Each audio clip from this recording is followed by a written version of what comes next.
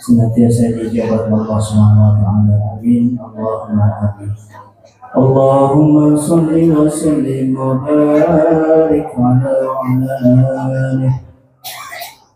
ya Rabbi bil Mustafa baligh maqasidana wa kullana ma ya wasi'al karami ya Rabbi bil Mustafa baligh maqasidana wa lana ma ya wasi'al karami Muhammadun ashraful a'rabi wal ajami Muhammadun khairu man yamshi ala qadami Muhammadun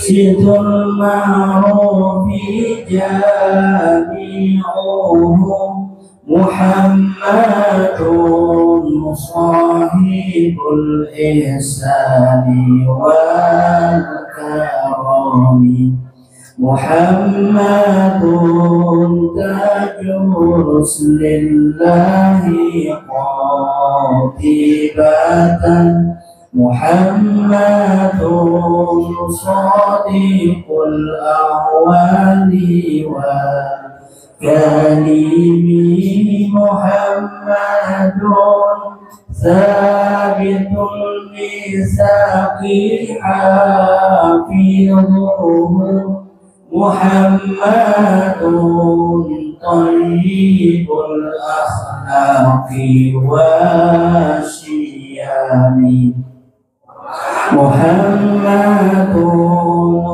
ruwiyat bin nuri dinatuhu Muhammadun lam yazal nuran minal qadami Muhammadun hakimu bil adli dhu syarafi Muhammadun ma'dinul in'ami wal hikami Muhammadun khairu khalqillahi min mudarin Muhammadun khairu rusulillahi kullihim Muhammadun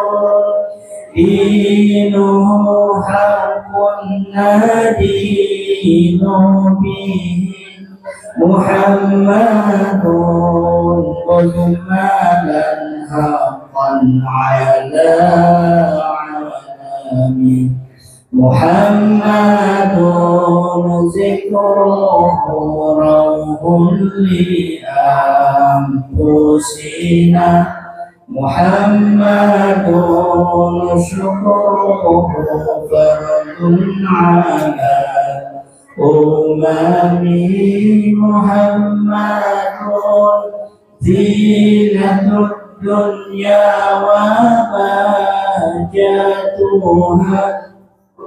Muhammadun kasiful ghamati wa dhulami Muhammadun sayyidun tabat manaqibuhu Muhammadun sadahur rahmanu bin ni'ami Muhammadun safwatul bani wa khiratuhu Muhammadun tahirun yawma ba'thin nasi syafi'una محمد نوره الهادي من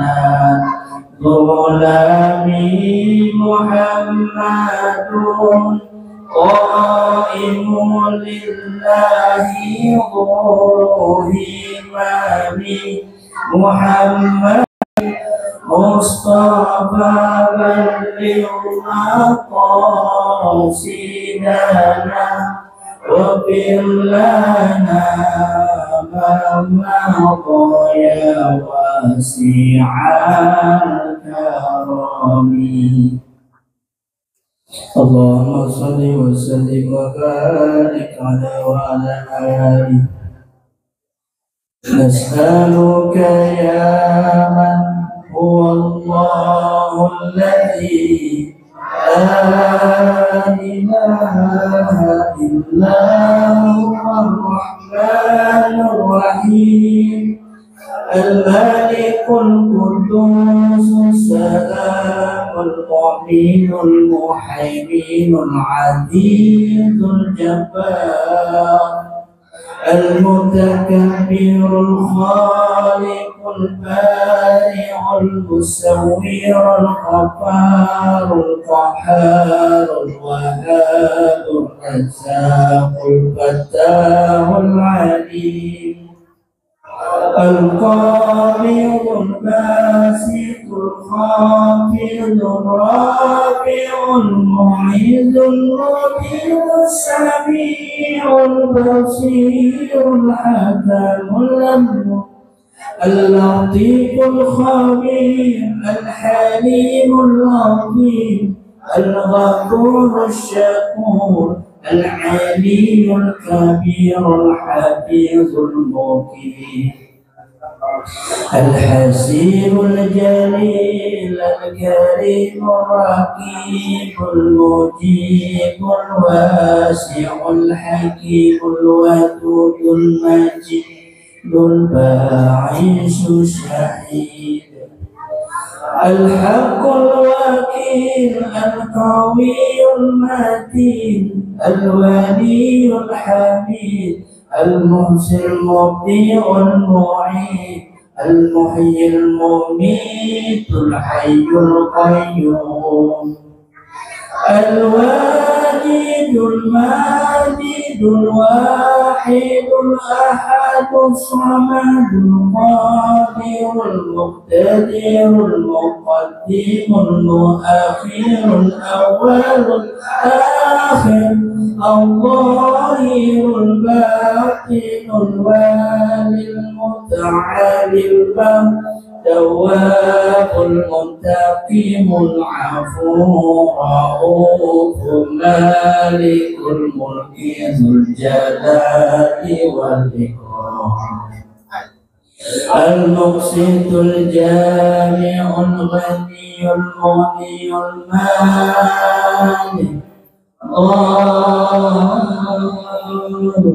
نافع النور الحادي البديع الباقي الوارث الرشيد الصبور الذي ليس كمثله شيء وهو السميع البصير. اللهم صل أفضل الصلاة على أسعد مخلوقاتك سيدنا محمد وعلى آله وصحبه وسلم عدد معلوماتك ومداد كلماتك كلما ذكرك ذاكرون وغفل عن ذكرك الغافلون. اللهم صل على سيدنا محمد وعلى آله وصحبه وسلم.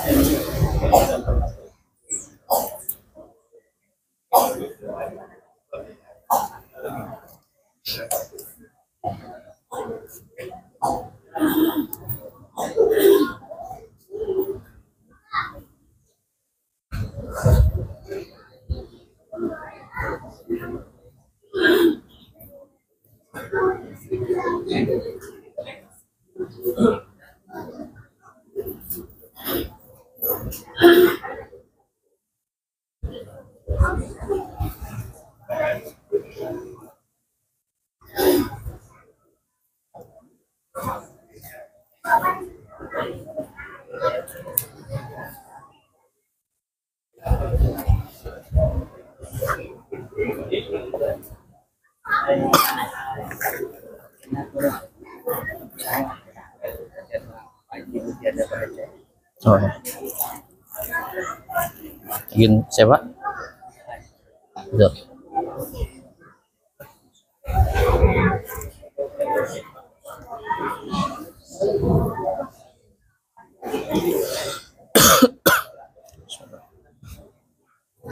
Assalamualaikum warahmatullahi wabarakatuh. Alhamdulillah wassalatu wassalamu ala Rasulillah Sayyidina Muhammad bin Abdullah wa ala alihi wa sahbihi wa mawalah. Asyhadu an la ilaha illallah wahdahu la syarikalah wa asyhadu anna sayyidina Muhammadan abduhu rasuluhu la nabiyya ba'dah. Allahumma salli wa sallim ala sayyidina Muhammad wa ala ali sayyidina Muhammad. Subhanaka la ilma lana illa ma 'allamtana innaka antal alimul hakim. Rabbi shrah li sadri wa yassir li amri wahlul 'uqdatam min lisani yafqahu qawli. Rabbi zidna ilman warzuqna fahman bi rahmatika ya arhamar rahimin. Amma ba'du. Alhamdulillah, segala puji dan syukur kita kepada Allah Subhanahu wa taala atas limpahan karunia, taufik, hidayah dan juga inayahnya di kesempatan malam yang mulia ini. Allah kembali mempertemukan dan juga mengumpulkan kita di majelis yang insya Allah limpahkan rahmatnya, keberkahannya kepada kita semua. Mudah-mudahan kita yang hadir pada malam hari ini, segala hajat-hajat dunia akhirat kita Allah kabulkan, segala urusan-urusan dunia dan urusan-urusan akhirat kita Allah mudahkan, diampunkan segala dosa dan seluruh kesalahan kita, dan diwafatkan husnul khatimah. Amin ya rabbal alamin. Bapak Ibu jamaah sekalian yang dimuliakan Allah, lanjutan kajian kita yang telah lalu, halaman 9 baris yang ketiga paling ujung dari atas, baris ketiga paling ujung, baris ketiga dari atas. Wal kullatani. Sudah ketemu bapak-bapak sekalian? Halaman 9 baris ketiga dari atas paling ujung.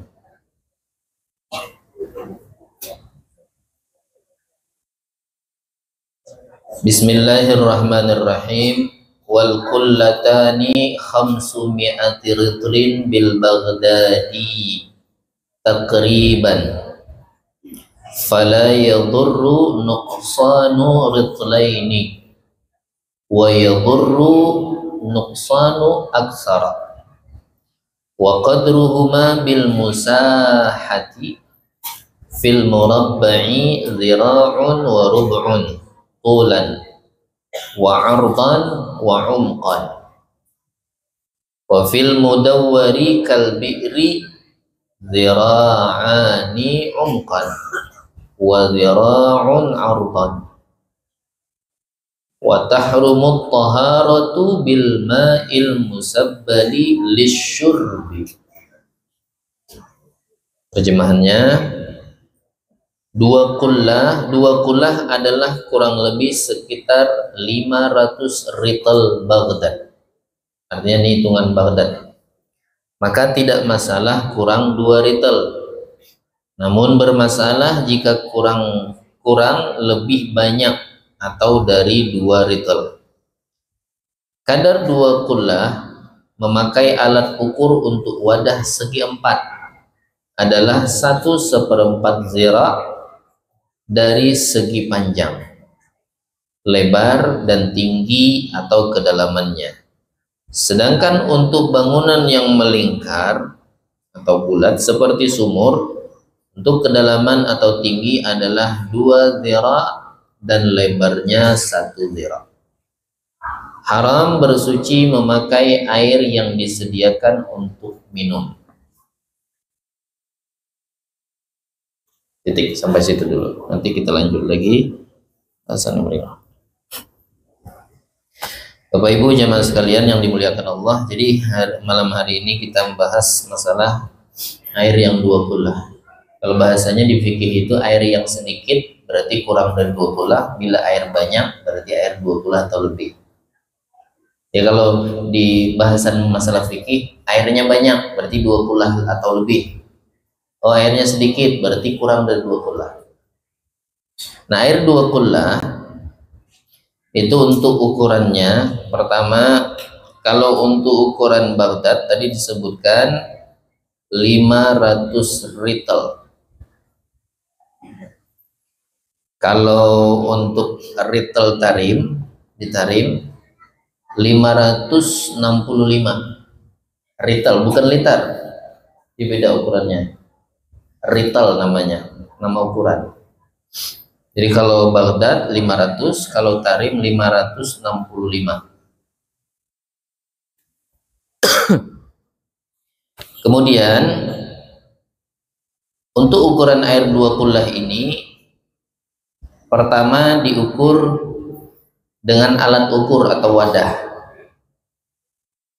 Maka bisa kita lihat nanti wadahnya, kalau ia segi 4, murabbah disebutnya segi 4, untuk panjang, lebar, dalam itu satu ukuran. Panjang, lebar, dalam punya segi 4. Bila terisi penuh dengan ukuran, kalau di sini ukurannya 1 zira' 1/4, lebar, panjang, dalam 1 zira' 1/4. 1 zira' itu 2 jengkal. Cuman jengkalan tangan orang yang mu'tadil. Mu'tadil itu seperti jengkalan zira'un najjar, tukang besi, agak panjang daripada tangan kita. Berarti kan kita tidak bisa jadi patokan nih jengkalan kita, karena kita nih beda-beda. Jengkalan saya dengan Pak Haji Budi jelas panjang Pak Haji Budi, dan Pak Haji Budi orangnya tinggi. Nah, saya sama anaknya Bang Juli, siapa tuh, si Unan, jelas panjang saya sudah. Jadi ketingkat jadi patokan. Jadi patokannya zira'nya jadi yang standar. Sehingga tidak ketemu kita kalau pakai jengkal kita. Dibahaslah oleh ulama-ulama kita. Jadi dibahas, dicari berapa sebenarnya ukuran standarnya. Dicari, rupanya dapat. Ukurannya pakai senti. 1 zira' itu tadi ukurannya 2 jengkal. Nih, sezira' itu segini. Mohon maaf, sahasta aja kita. Nih, sahasta sesiku sini. Coba jengkal. Amun hasta kita sendiri pas tuh 1, 2. Coba kalau pada saya. Ya, amun kita seorang. Tapi jangan coba sorong nih tangan ke Pak Haji Budi. Sudah sampai ke sini. Ya Pak Haji. Coba kita ukur nanti habis pengajian Pak Haji. Panjang. Jadinya orangnya tinggi. Nah, komandan jelas lebih panjang sudah. Nah, jadi patokannya tidak bisa ketemu kita kalau matok dengan jari kita. Sehingga ulama nyimpulkan satu zira itu sama dengan 48 cm. Tulis bawah. Satu ziranya ini udah ukuran standar, masuk ukuran standar 48 cm. Jadi satu zira sama dengan 48 cm. Sedangkan tempat air yang ukuran 2 kullah tadi, lebar, panjang sama dalam itu satu zira seperempat. Nah, ini bisa kita main hitung-hitungan nih. Kalau satu zira itu 48 cm, ada yang udah pisang? Pisang tuh bila dapat jauh duluan dapat pisang sebiji. Langsung tapi satu zira sama dengan 48 cm. Berapakah seperempat zira? Katakan. Diangkat tangan. Nah, seperempat zira berapa, Pak? 12. Boleh saya kasih pisang, Pak? Mana beli? Ini halal kan? Halal. Minta maaf. Mana aja? Ada Bapak kan, Pak? Yang mana nih? Mudahan berkah. Ya, Bapak yang baju biru.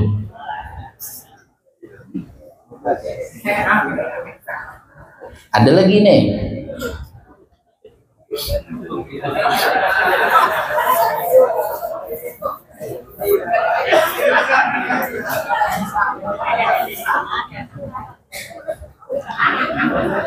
Boleh baik.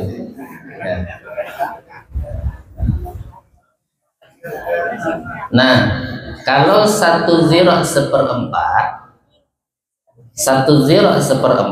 berarti 48 cm ditambah 12 sama dengan Bu. Ibu yang sedang. Muhammad, tolong.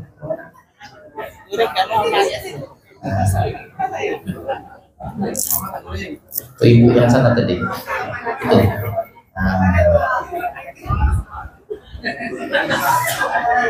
Berarti Pak, ini minta maaf malah bukan kita kayak anak TK ada space mana.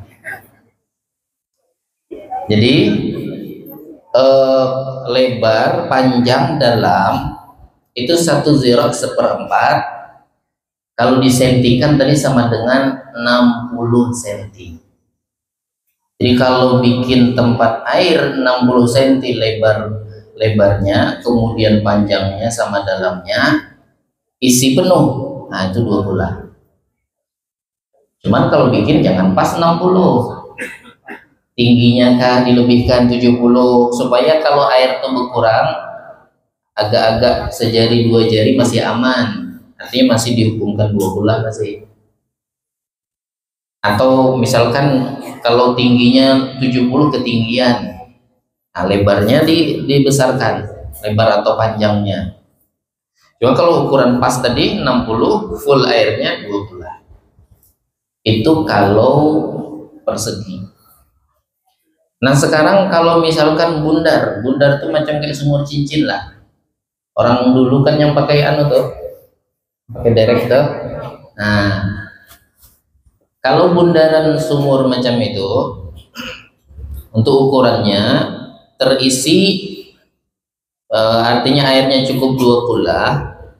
Pertama dalamnya 2 zira dalamnya. Kemudian lebar, karena dia tidak ada panjang. Langsung 6 bulan macam itu, dari sini ke sini sama aja.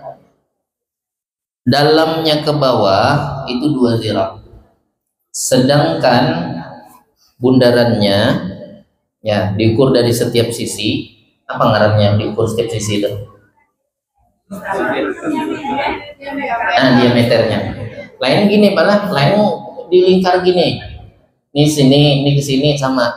Nah, diameter lah. Nah, jadi lingkaran diameternya itu 1 zira. Dalamnya 2 zira, lebarnya tadi 1 zira. Berarti 48 tambah 48 sama dengan 96. Anda juga langsung 96 ya. Nah, Alhamdulillah. 96. Jadi dalamnya 96. Kalau pakai ditanya langsung 96. Nah, lebarnya tadi 48 cm. Jadi dalamnya 96, lebarnya itu 48. Nah, yang tidak ada di kitab ini segitiga. Apa ngarannya, kubus ya? Yang gini, kubus leh. Nah, kalau yang segitiga, pertama dilihat dari segi panjang atau lebar. Dia sama tuh. Kesininya, ke bawah gininya, sininya sama. Ya. Itu panjang atau lebarnya ukurannya 1 zira. Panjang atau lebar, panjang dan lebar sama aja. Panjang dan lebar itu 1 zira. Berarti mirip kayak yang tadi, yang bulat tadi. Sedangkan dalamnya, karenanya segitiga, kada bulat bang, 2 zira setengah. Ada juga. Ulunnya udah hitung kan, terus 20 deh. Mana spidol kita bang? Spidol kita bang? Ada spidol. Alhamdulillah. Bujuran paham tuh asli itu. Ya.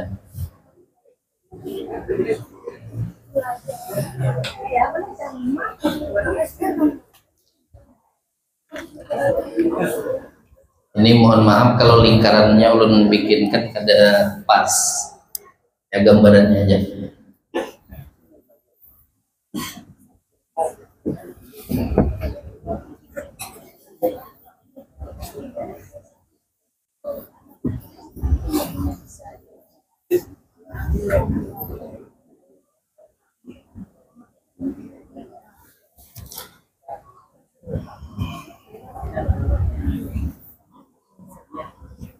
Qadru ma'il qullataini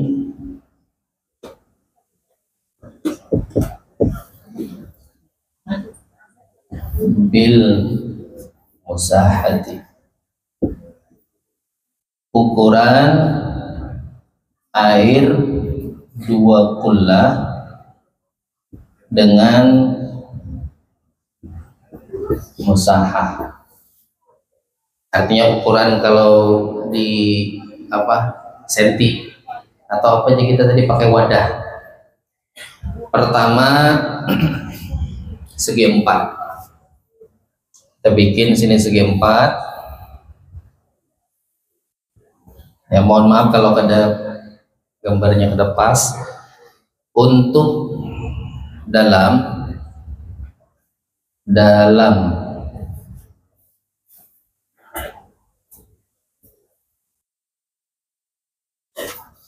sama dengan berapa tadi? 1 zira seperempat, 60 cm. Kemudian panjang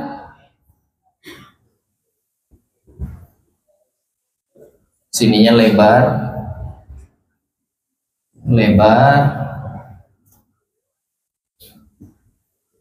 panjang dan lebar berapa tadi? 60 sama 60 cm. Kemudian yang mudawwar,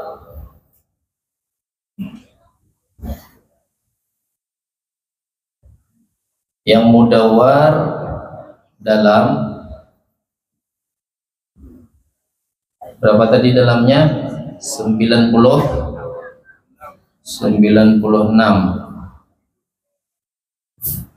Kemudian lebar ini sama dengan panjang sama dengan 48 leh.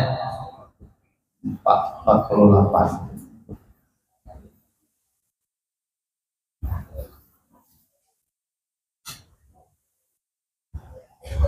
Kemudian yang ketiga disebutnya musallas dalam 120 cm. Kemudian ini lebar atau lebar panjang sama. Lebar dari setiap sisi sama dengan 48. Nah, jadi bahasa Arabnya ini namanya musallas.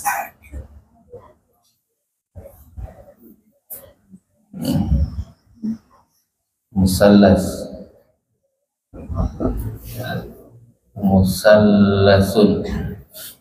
Kalau ini mudawwarun.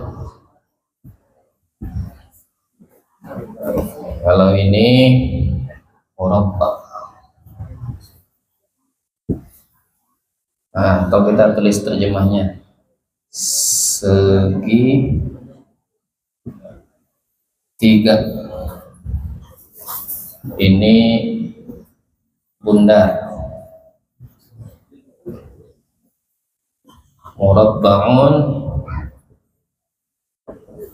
segi 4.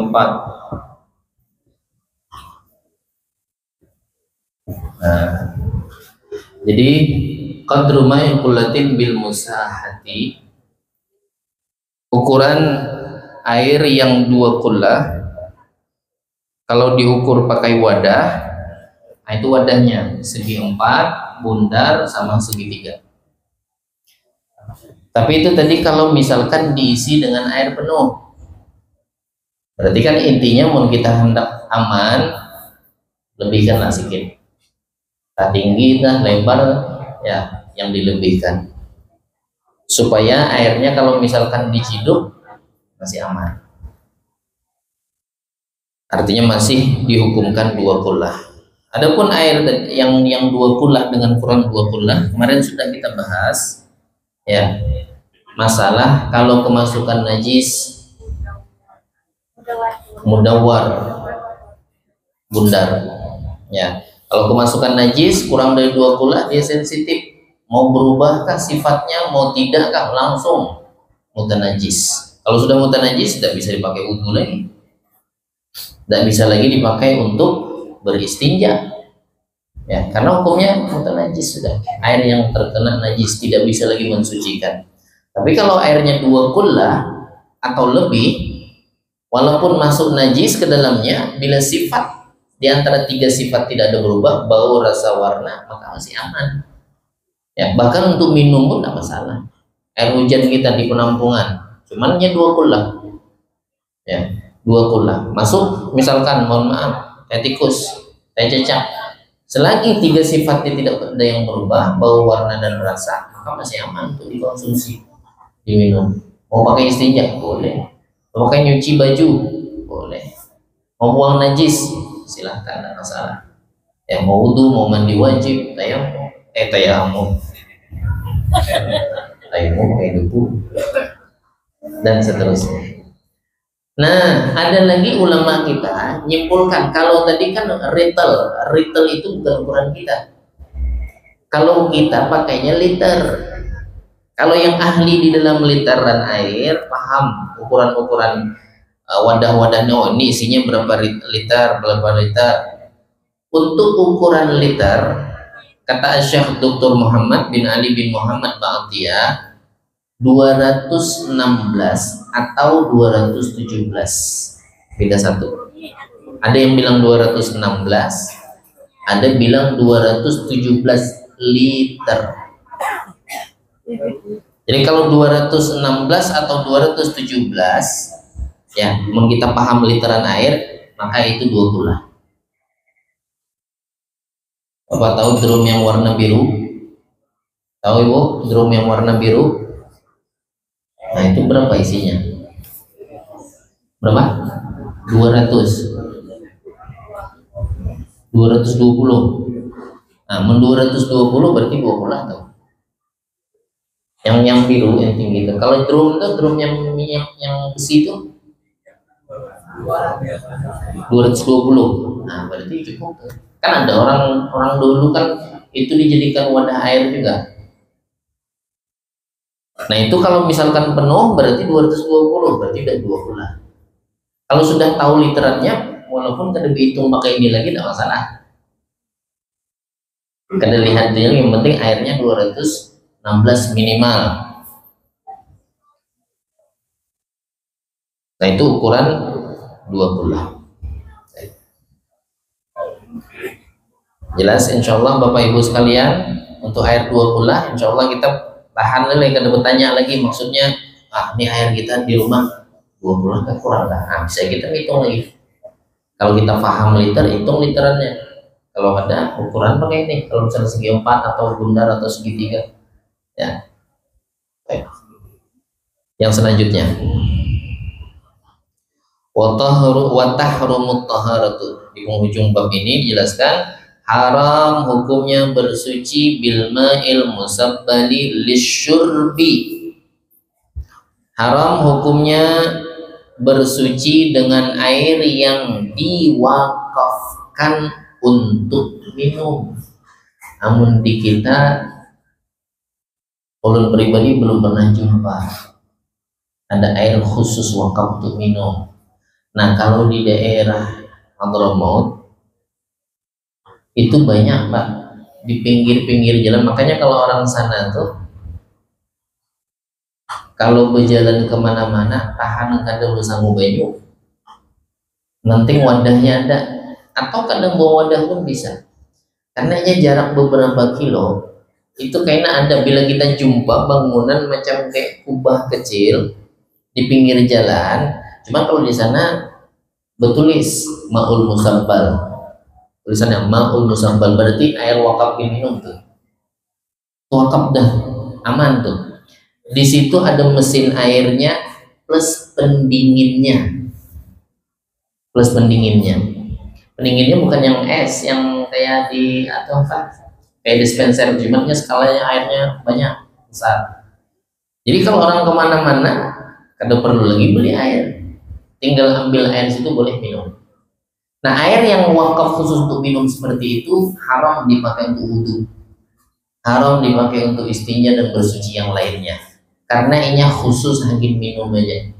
Namun di kita kada kawa kayaknya mesin bayunya hilang.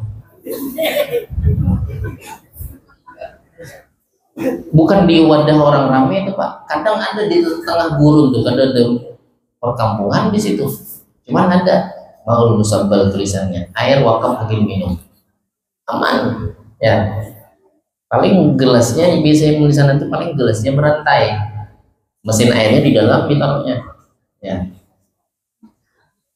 Nah, jadi kalau misalkan ada air wakaf khusus minum, nah itu tidak boleh kita pakai untuk bersuci ya, dan ini hanya dipakai untuk minum di situ saja. Ada boleh dibawa boleh.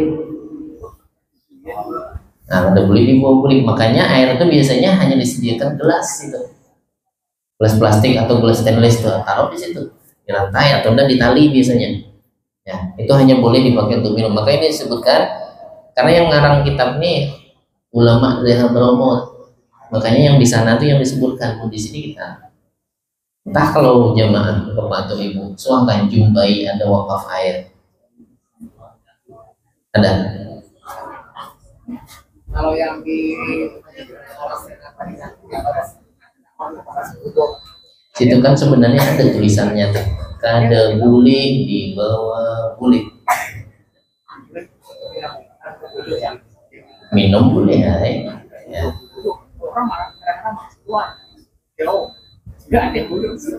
Nah, itu belum ketingkat juga memastikan belum. Kita kada tahu aslinya tuh hanya untuk minum saja ya, atau soalnya jangankan wudhu Pak, mandi pun ada orang pakai air zam-zam tuh. Di Mekah tuh ada orang mandi pakai air zam-zam ya. Nah, itu ulun kedua nih itu ada ranahnya itu kan, karena kita kada tahu persisnya ya. Cuman kalau yang dilarang ngambil bawa banyak itu ada cuma tulisannya ya. Nah, jadi kita kembali lagi ke sini. Kalau seandainya memang kita jumpai air untuk khusus wakaf untuk minum misalkan, lalu kita pakai untuk wudhu, sah tak wudhunya? Kata Syekh Sa'id Ba'syain, wudhunya sah tapi berdosa, karena menggunakan itu yang diperuntukkan hakim minum, dipakainya untuk wudhu. Wudhunya sah, asal airnya suci aja sah, wudhunya sah, tapi yang berdosa. Yang berwudhu pakai air wakaf hakim minum itu wudhunya tetap sah, tapi hukumnya haram dia berdosa.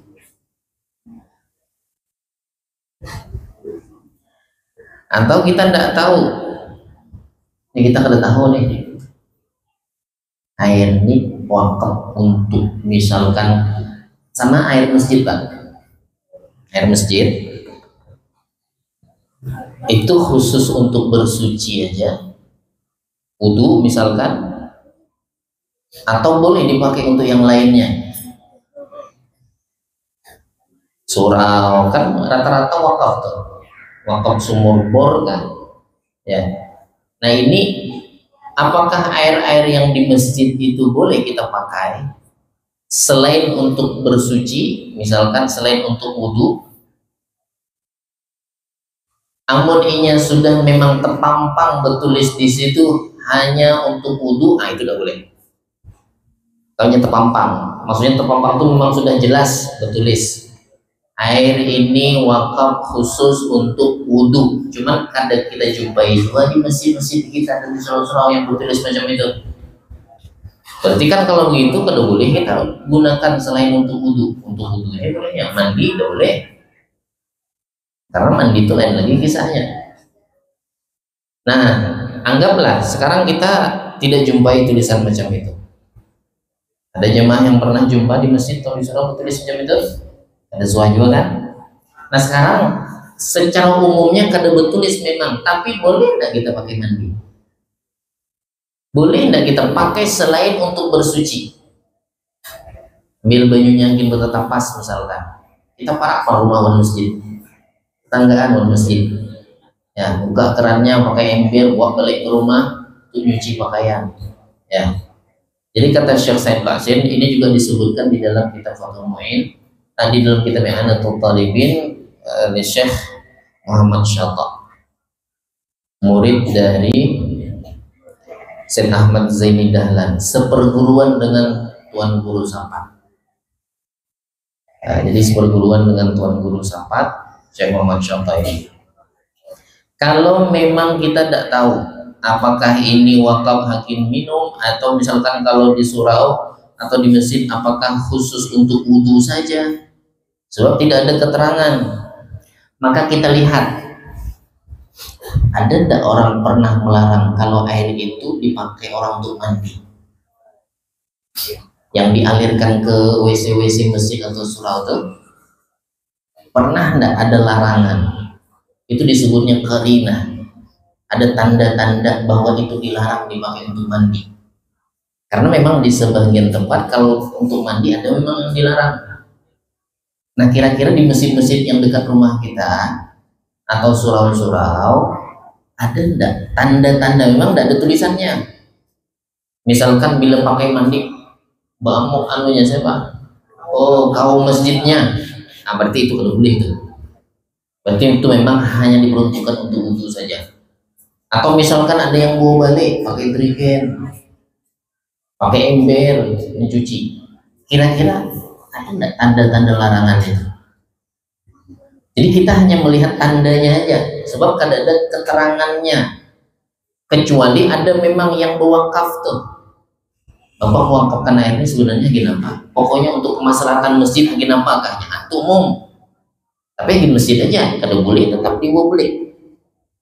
Tapi siapa aja hendak ngambil untuk kemaslahatan orang Islam, termasuk keperluan masjid atau surau, bebas. Nah itu umum, dan diapakan kan? Ya. Nah, jadi tergantung yang mewakafkan juga. Nah sekarang kita tidak tahu yang mewakafkan siapa, mungkin udah almarhum orangnya, udah almarhumah orangnya. Nah kira-kira ini apa kita menyikapi air nih? Sekiranya kita mau pakai untuk mandi, boleh apa tidak? Jadi kata Syekh Sa'id Barsin, mithlu ma juhila haluhu sawa'an dalat qarinah ala annahu musabban lisyurbi.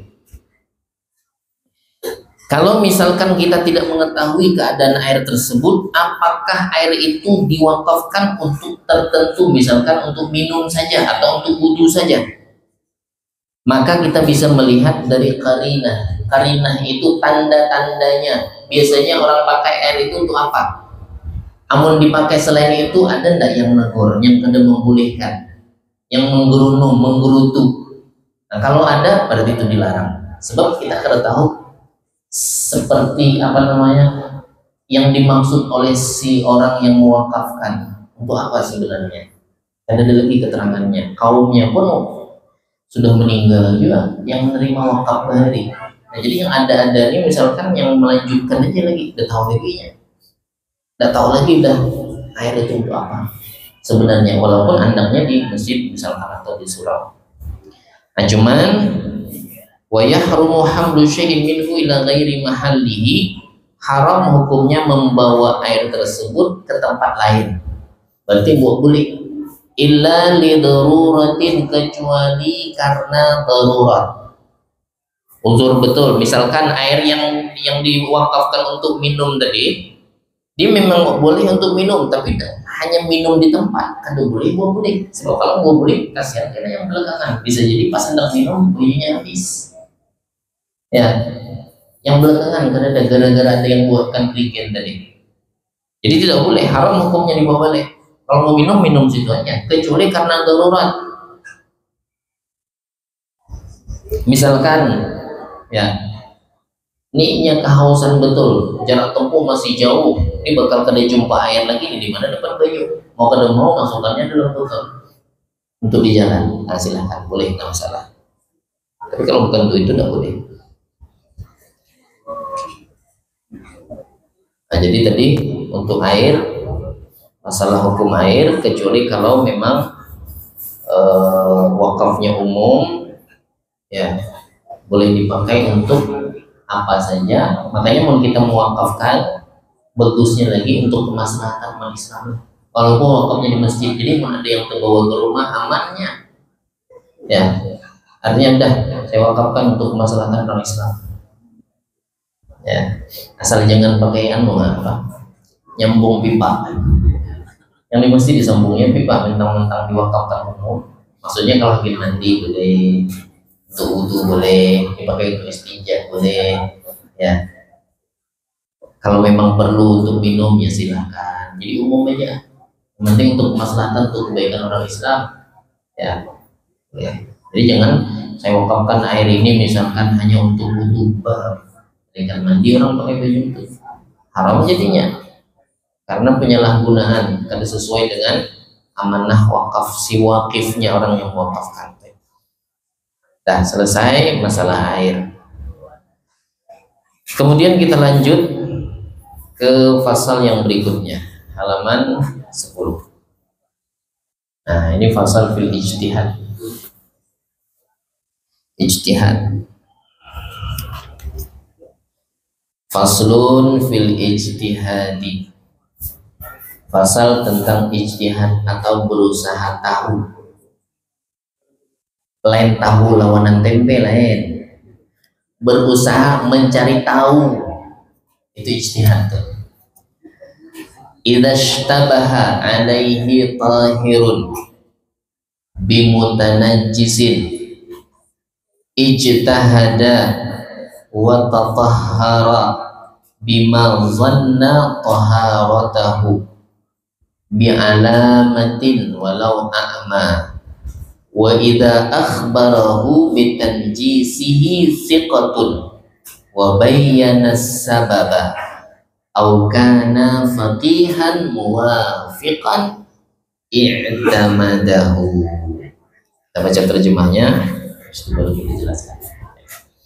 Apabila baginya samar-samar antara benda suci dengan benda mutanajis. Ingat, mutanajis itu asalnya suci kena najis, disebutnya mutanajis. Amun mohon maaf air kencing itu ngarannya najis, lain mutanajis. Tidak ada beda bahasa, dari bahasanya itu barangnya itu berbeda. Kalau najis asli memang kayak kencing itu nggak bisa disucikan. Tapi kalau mutanajis, nih air dalam botol nih kena najis, mutanajis disebutnya. Jadi apabila baginya samar-samar antara benda suci dengan benda mutanajis, maka seseorang harus berusaha tahu. Lain buka pabrik tahu, bukan. Berusaha nyari tahu.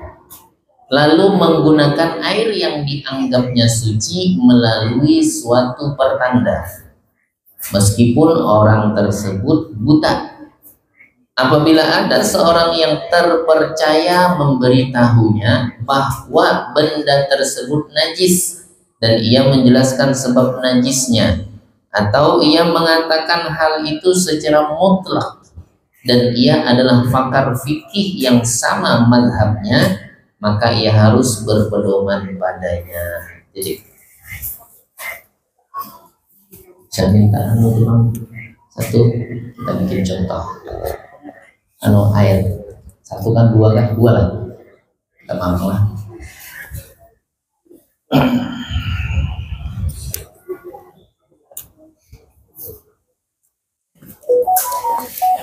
Coba Bapak Ibu perhatikan, ini ada dua tempat, isinya sama-sama air hujan, sama-sama air hujan. Ibu yang situ lihat, Bapak-bapak lihat. Nih dua tempat air nih, kelihatan Bu? Bapak yang belakang. Ini air satu, air dua. Dua-duanya adalah air hujan. Kemudian kita bingung nih. Satu di antara air ini kita yakini ada najis, terkena najis. Satunya lagi suci. Lalu kita mau pakai di antara dua air, yang mana yang kita pakai? Dan kita tidak tahu yang najis itu yang satu apa yang dua. Tapi kita tahu ada najis. Jadi dari segi bahasanya yustabaha alaihi tahirun bimutanajisin. Satu suci, satu mutanajis. Maka kita harus berijtihad. Definisi ijtihad itu badlul majhud fi tahsilil maqsud. Badlul majhud fi tahsilil maqsud.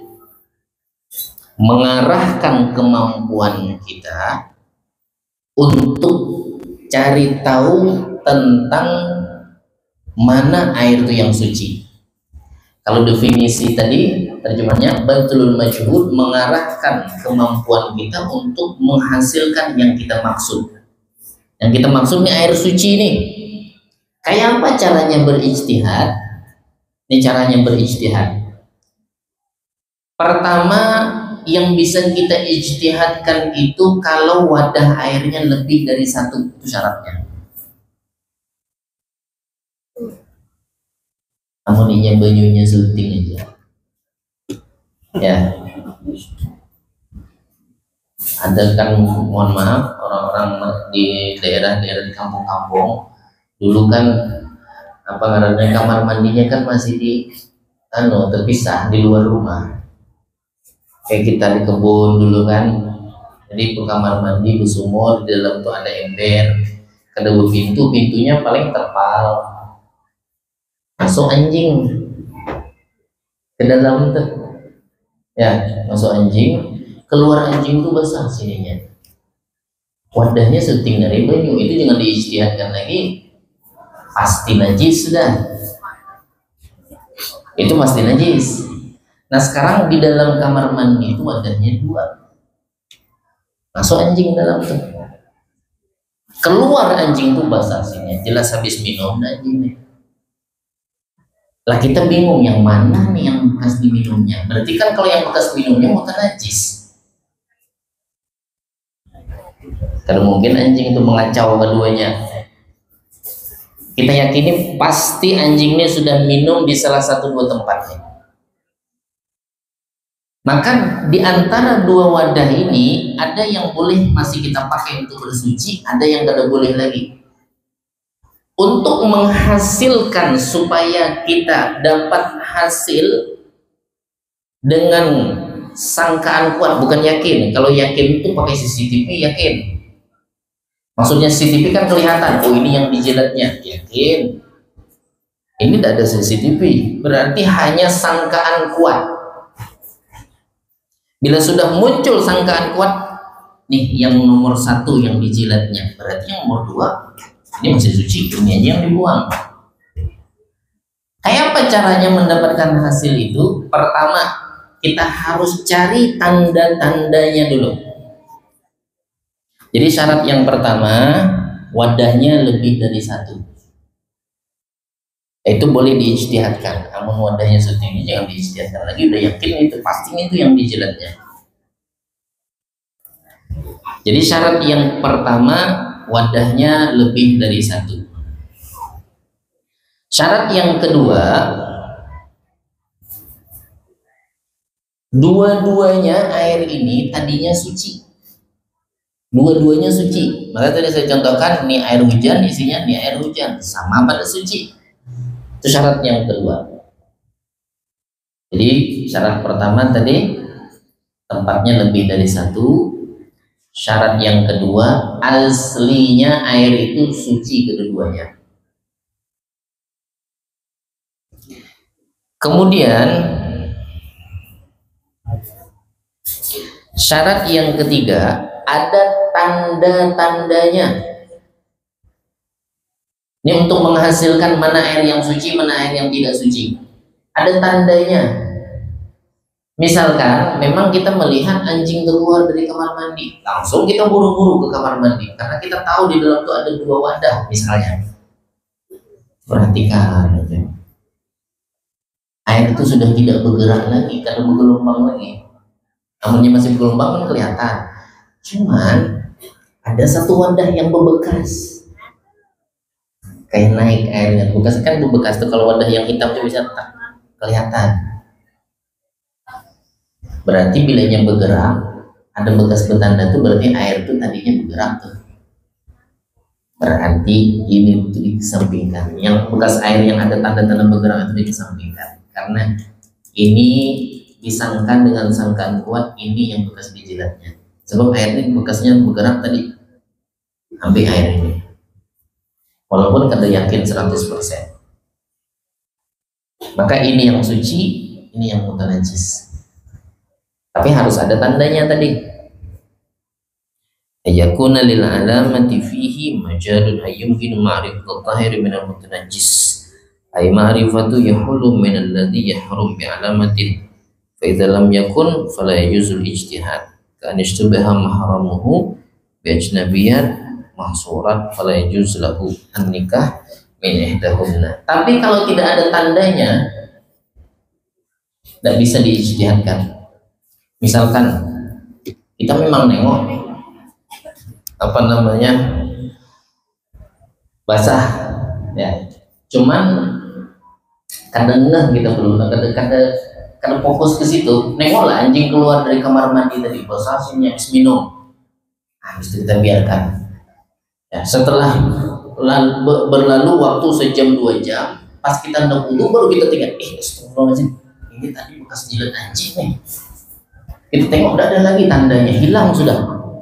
Karena udah sejam 2 jam sudah. Kalaupun ada air tadi bekas bergelombang bergerak kan berbekas tuh. Cuman kalau sejam 2 jam hilang, maka tidak bisa diijtihadkan. Dua-duanya tidak bisa dipakai. Kita yakin anjing itu tadi pasti masuk jilat tempat air tuh. Cuman kita tidak peduli karena belum kita mau pakai itu air. Pas kita mau pakai baru kita sadar, ingat, iya air tadi bekas dijilat anjing, tapi yang mana nih? Kayak apalagi mau diijtihadkan. Tadi air nih, tengok-tengok, ada lagi tanda-tandanya tuh. Nah itu tidak bisa diijtihadkan. Dua-duanya tidak bisa dipakai. Jadi menghendak langsung. Tandanya ada.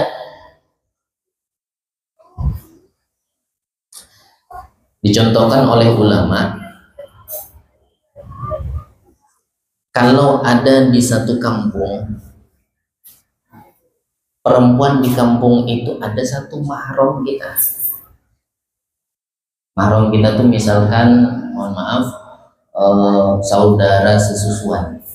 Itu kan mahram tuh, kada boleh nikah kan dengan saudara sesusuan. Di kampung tuh ada ndang sanak sesusuan kita. Nah perempuannya itu kalau diitihi macam ini masih bisa kita menghitung. Itu disebutnya mahsur.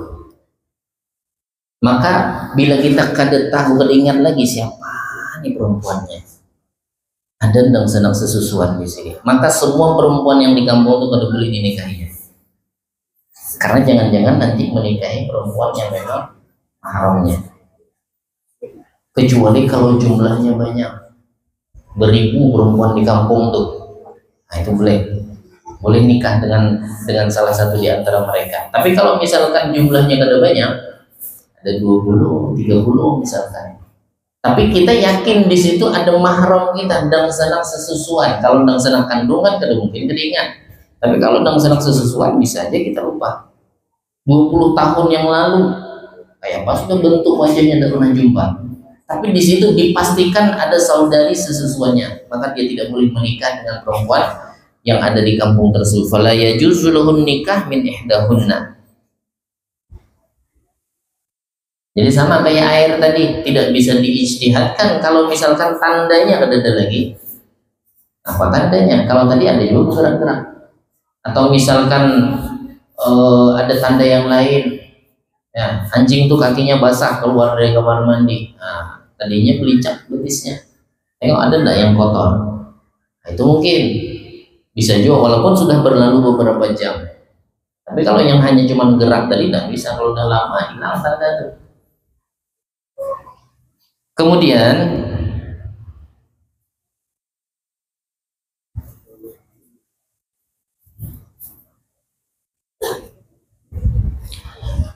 air yang diijtihadkan itu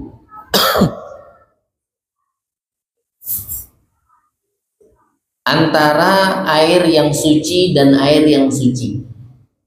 Kalau ini satu najis, satu suci nggak bisa. Harus suci dua-duanya. Ada memang dua wadah di dalam itu. Ada air kencing, ada air hujan. Air kencing itu udah lama ada. Ya. Masuk anjing, masuk ke dalam kamar mandi itu. Pas anjing itu keluar, jilat yang mana kira-kira mungkin air kencing yang jilatnya. Oh, udah bisa. Jadi yang bisa diijtihadkan itu kalau dua-duanya suci asalnya. Nah itu yang dimaksud di dalam bab ini. Wa idza wa tatahhara bima dhanna taharatuhu bi alamatin, dan boleh dia bersuci kalau sudah mendapatkan hasil ijtihad tadi, sudah dia mencari tahu, berusaha mencari tanda-tandanya, dapat kesimpulannya, sangkaan kuat nih air nomor 1 yang belum dijilat, maka dia boleh bersuci dengan air itu. Yang satunya jangan lagi dipakai, itu sudah dipastikannya dianggapnya najis. Kemudian wa idza akhbarahu bi tanjisihi thiqatun wa bayyana sababa. Kita tidak melihat ada jilatan anjing, cuman pas kita mau pakai, jangan dipakai itu. Jangan dipakai. Kata seseorang nih, ya, air itu tadi bekas jilat anjing. Kita tengok dulu orangnya, pembual ke orang ini, ya, atau orang-orang yang bisa dipercaya omongannya. Ya, kalau misalkan orang yang tidak bisa dipercaya, maka tidak bisa dijadikan pedoman. Siqah itu orangnya bisa dipercaya, walaupun dia perempuan, tapi orangnya siqah. Kemudian dijelaskan sebabnya, jangan dipakai air najis. Kenapa? Tadi bekas jilat anjing. Siapa orangnya? Orangnya siqah, orangnya bisa dipercaya, maka air itu tidak boleh kita pakai.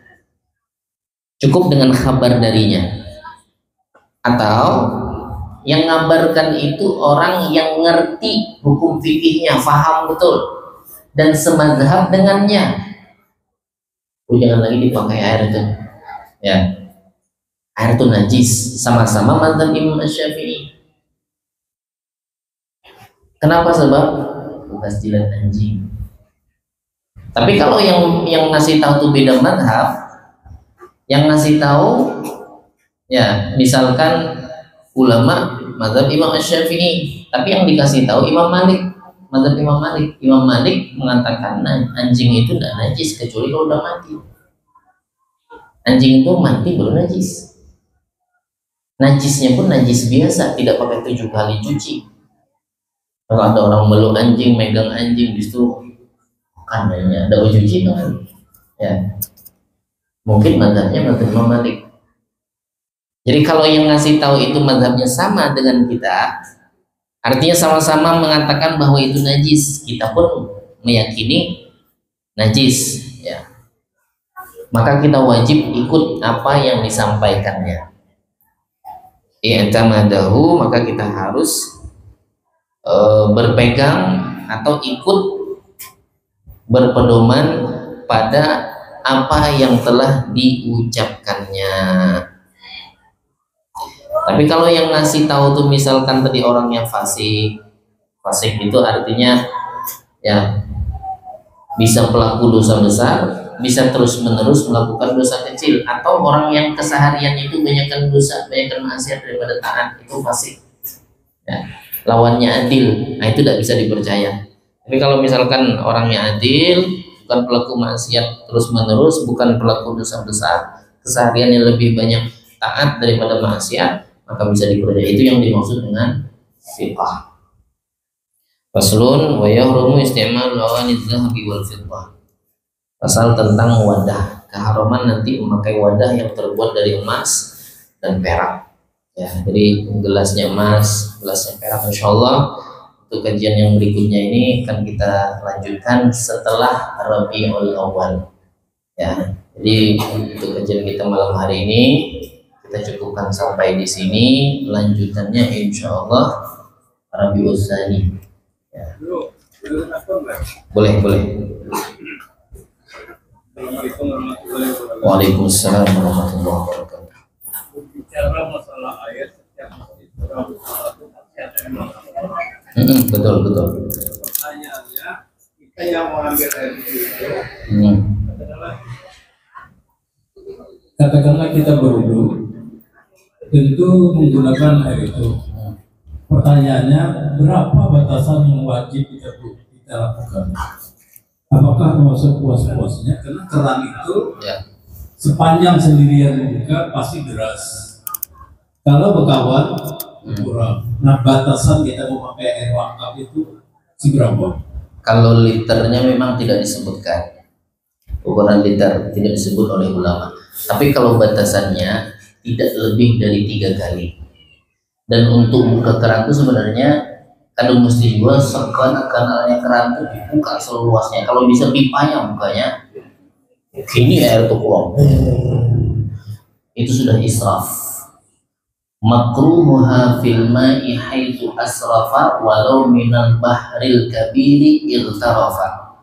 Makruh hukumnya berlebihan menggunakan air walaupun ciduknya di laut. Untuk wudu basuh wajah maksimal 3 kali, 4 kali walaupun wudunya di laut makruh. Bila air itu wakaf untuk wudu haram. Ada wudu. Dia mau sampai 7 kali semua itu wudunya itu tuh. 7 kali semua. 3 kali itu udah maksimal sudah. 3 kali udah maksimal. Jadi kalau ada air wakaf khusus untuk wudu misalkan, itu tidak boleh lebih. Nah, cuman untuk keran itu kita kadang-kadang juga ulama pun tidak menakar maksudnya sebesar apa keran yang diperlukan. Kalau yang minim-minimnya kan bila air itu sudah menggenang di tangan, tanda di tangan gini, itu sudah cukup untuk membasuh bagian anggota wudhu yang wajib dibasuh, bukan segenangannya. Makanya kita pernah contohkan air segini bisa dipakai untuk wudhu, sempurna wudhunya. Tapi makruh lah mental sedikit dengan kerannya tuh kayak segitu kan, tes itu dihidungi.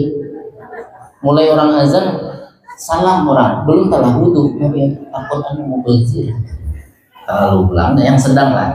Artinya kita tidak mengikuti seberapa ukuran besar keran pun dah. kada sebesar ukuran keran. Kalau kita ikuti sebesar keran, ya nanti insya Allah ada di sini nih Pak, masalah ulun lihatkan ada babnya. Jadi kalau untuk batasan berapa skala airnya memang tidak dibatasi, maksudnya tidak ada had batasan tertentu 2 liter kah atau berapakah. Cuman wudhunya Nabi Shallallahu Alaihi Wasallam satu mut itu sekaleng halus, sukatan beras itu genal lagi dari canting tuh.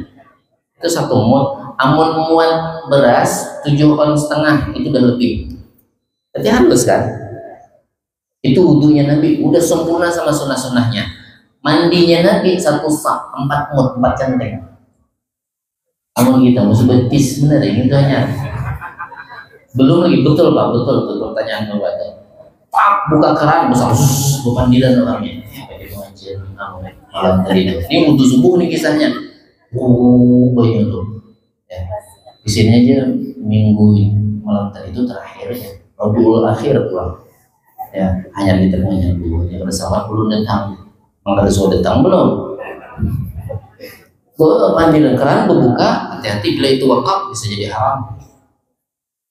Yang kadang diwakaf nih ampun kita aja itu kalau berlebihan, basuh wajah lebih dari 3 kali, basuh tangan lebih dari 3 kali, itu batas maksimal nanti itu udah makruh. Jangankan air yang disedot pakai mesin harus menggunakan listrik, di laut langsung berendam di situ 3 kali lebih makruh itu kan artinya sesuatu yang tidak disukai. Nah di sini Pak ada beberapa pasal nanti di kitab Muqaddimah ini itu ada hukum menggunakan air yang berlebihan lebih dari 3 kali, itu diantaranya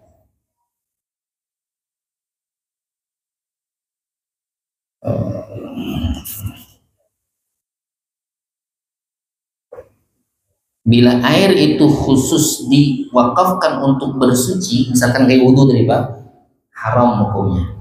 Kalau sembarangan memang ada di kitab. Nanti insya Allah kita bahas. Pas ada babnya tuh Pak. Syuting ini bawa barang aja nih. Wadahnya ini terbatas. Wadah apa tuh? Tempat airnya terbatas. Tempat airnya terbatas. Dan kurang 2 bulan. Air itu selalu mengalir dari yang keran besar. Air itu mengalir terus. Kita pun tidak digunakan. Berarti kerannya pembukaan terus deh.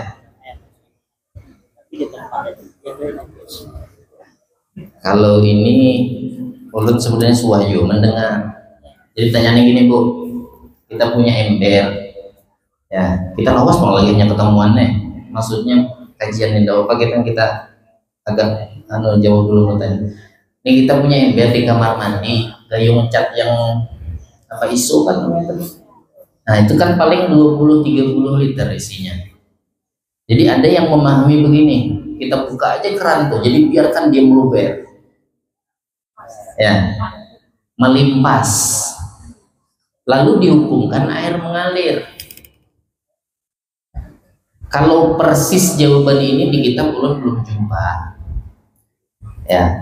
Tapi yang kami pernah kaji, walam ini yang pernah kami kaji, tapi kadang mesti juga harus sama kayak ini. Contoh, ini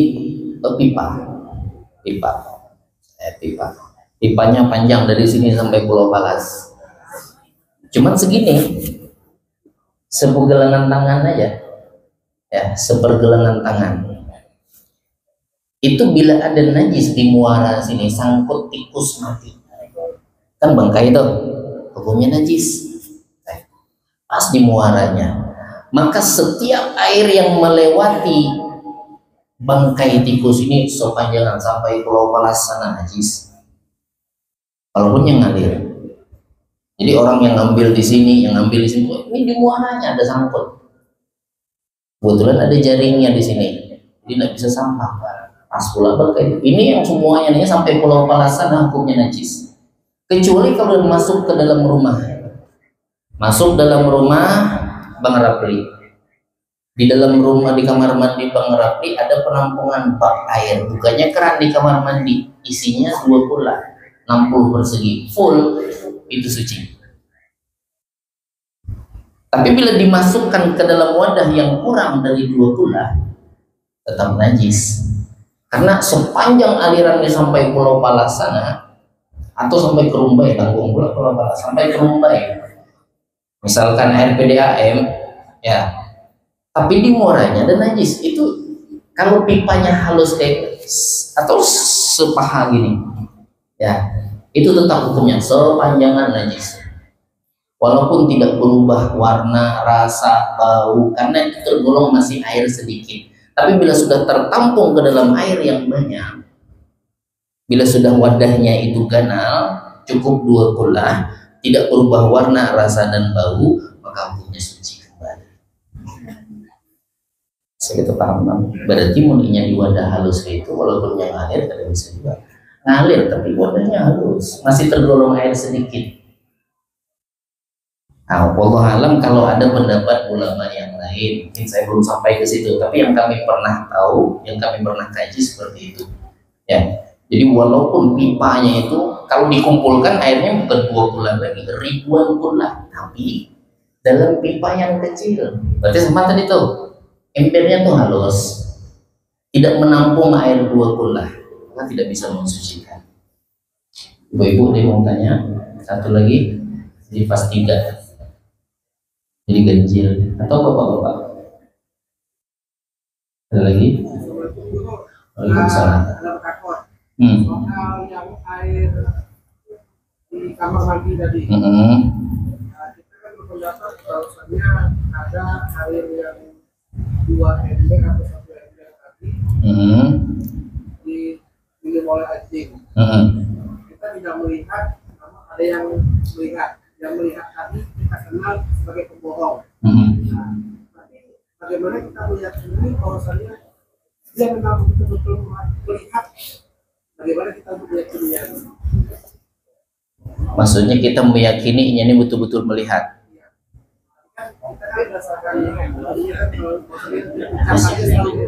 Ya, masalahnya orangnya pembuat, tidak bisa diterima, tidak diterima. Maka syaratnya tadi yang ngasih tahu tuh orangnya harus orang yang jujur, bisa dipercaya.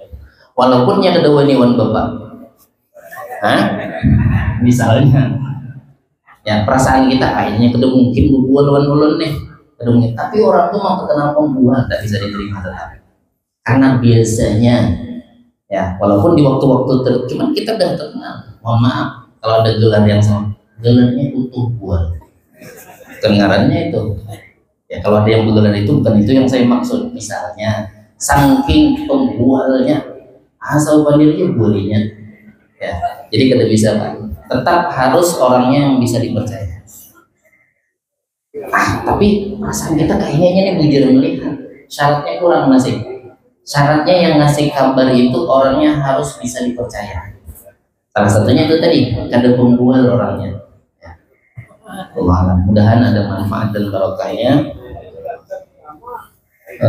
Sebelum kita akhiri, kita baca tahlil dan doa arwah yang kita hadiahkan. Pertama kepada almarhum Haji Jarkani Samad bin Abdul Samad, Haji Husin bin Manggalisu, Hajah Hasnah binti Daing Malintak, Bakran Dalau bin Ahmad Dalau, Bakri Dalau bin Ahmad Dalau, Bakrun Dalau bin Ahmad Dalau, Barliani Dalau binti Ahmad Dalau, Mardi Dalau bin Ahmad Dalau, Liswan bin Ismail, Siti Aisyah binti Subrah. Kita doakan mudah-mudahan almarhumah Allah ampunkan segala dosa-dosanya, Allah terima segala amal baiknya, ditempatkan insya Allah di tempat yang mulia, dijadikan kuburnya radha min riyadil jannah, dan untuk seluruh keluarga kita, wabil khusus keluarga yang hadir di sini yang sudah almarhumah, untuk guru-guru kita, kawan-kawan kita, sahabat, saudara-saudari kita, mudah-mudahan dengan berkah hadirnya kita di majelis ini, mereka semua mendapatkan keberkahan dan ampunan dosa dan dijadikan kubur-kubur mereka taman daripada taman surga. Ala hadhihi niyyah wa ala kulli niyyatin salihah wa ila hadratin nabi Muhammadin sallallahu alaihi wasallam. Al-Fatihah. A'udzu billahi minasyaitonir rajim. Bismillahirrahmanirrahim. Alhamdulillahirabbil alamin arrahmanir rahim maliki yaumiddin. Iyyaka na'budu wa iyyaka nasta'in ihdinas siratal mustaqim siratal ladzina an'amta 'alaihim ghairil maghdubi 'alaihim waladdallin. Amin. Bismillahirrahmanirrahim. Qul huwallahu ahad, Allahus samad, lam yalid wa lam yulad wa lam yakul lahu kufuwan ahad. Bismillahirrahmanirrahim. Qul huwallahu ahad, Allahus samad, lam yalid wa lam yulad wa lam yakul lahu kufuwan ahad. Bismillahirrahmanirrahim. Qul huwallahu ahad, Allahus samad, lam yalid wa lam yulad wa lam yakul lahu kufuwan ahad. La ilaha illallah, wallahu akbar.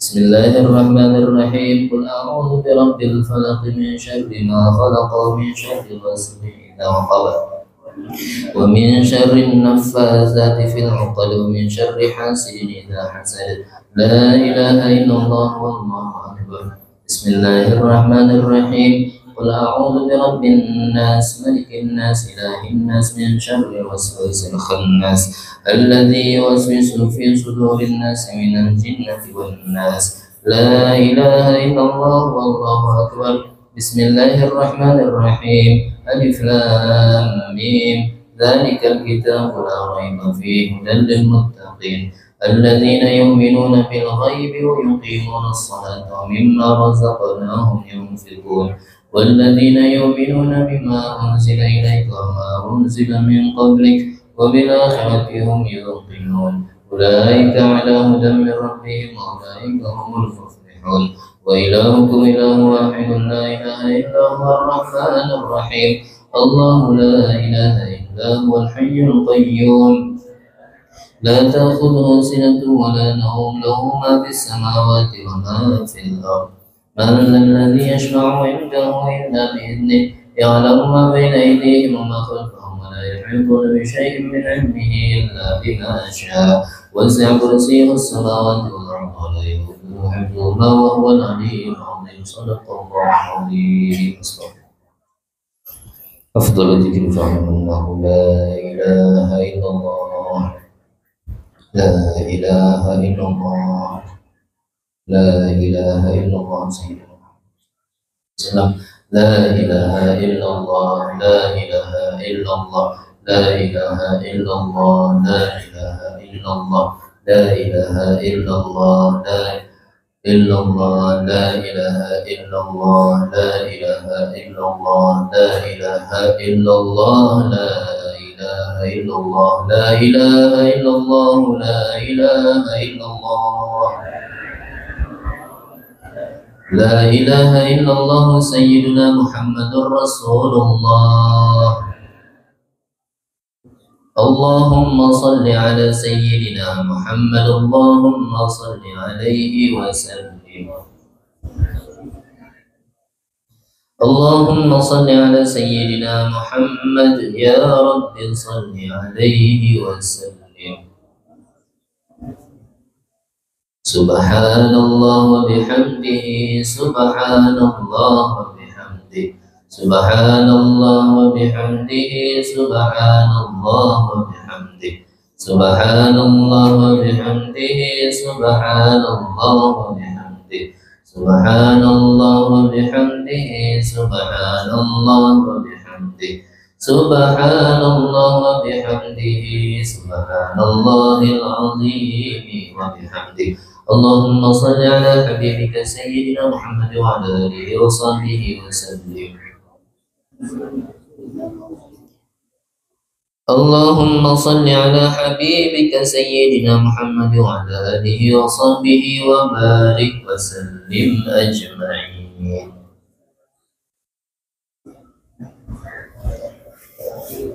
Astaghfirullahaladzim, lakal hamdi ma'budu Allahumma salli wa sallim ala sayyidina Muhammadin fil awwalin wal akhirin sallallahu radhiyallahu wa ta'ala wa sahbihi sayyidina rasulillahi ajma'in alhamdulillahi rabbil alamin hamdan yuwafi ni'amahu wa yukafi mazidan ya rabbana lakal hamdu kama yanbaghi li jalali wajhikal karim wa 'azimi sultanik Allahumma ighfir lana dhunubana wa li walidina warhamhum kama rabbana shighara Allahumma taqabbal wa awsil mithla thawabi ma qara'na min al-Qur'anil 'azim wa ma hallalnahu wa ma sabbahnahu wa ma astaghfarnahu wa ma hamidnahu wa ma صلينا على سيدنا محمد صلى الله عليه وسلم هدية واصلة ورحمة نازلة وبركة شاملة مقدمة ونهديها إلى حضرة سيدنا وحبيبنا شفيعنا قرة أعيننا محمد صلى الله عليه وسلم وعلى آله وأزواجه وذريته والصحابة والتابعين والتابع التابعين لهم بإحسان يوم الدين ثم إلى خصوصا سيدنا الإمام المهاجر الله محمد بن عيسى وسيدنا الإمام الأستاذ المعظم الفقيه المقدم محمد بن علي بعلوي وصلي مفروم ثم إلى روح المرحوم حاجي جركاني سمد bin Abdul Samad, Haji Husin bin Manggalisu, Hajjah Hasnah binti Daimalintang, Bakran Dalau bin Ahmad Dalau, Bakri Dalau bin Ahmad Dalau, Bakrun Dalau bin Ahmad Dalau, Barliani Dalau binti Ahmad Dalau, Mardi Dalau bin Ahmad Dalau, Liswan bin Ismail, Siti Aisyah binti Subrah, وصولهم وفروعهم ثم إلى أرواح مشايخنا مشايخكم لمن أوصاهم بالخير وإلى أرواح آبائنا وأمهاتنا وأجدادنا وجداتنا وأعمامنا وعماتنا وأصولنا وفروعنا وجميع من أحسن إلينا وذوي الحقوق الواجبة علينا أن الله تغشاهم من رحمة مغفرة وأن الله يعيد درجاتهم في الجنة اللهم اجعله نورا يسعى بين أيديهم ويتلألأ ما بين أيديهم اللهم اجعله فكاكا لهم من النار سترا وحجابا لهم من النار ونجاة من العذاب اللهم اغفر لهم وارحمهم وعافهم واعف عنهم اللهم اجعل قبرهم روضة من رياض الجنة ولا تجعل قبرهم حفرة من حفر النار مثل ذلك جميع المسلمين والمسلمات والمؤمنين والمؤمنات أدخل اللهم على جميع قبورهم الروح والريحان والفساد والرضوان والجوار والأمان بجوار سيدنا محمد صلى الله عليه وسلم ربنا تقبل منا إنك أنت السميع العليم وتب علينا إنك أنت التواب الرحيم وصلى الله على سيدنا محمد وعلى آله وصحبه وسلم الحمد لله رب العالمين تقبل الله منكم. Lebih kurang minta maaf, minta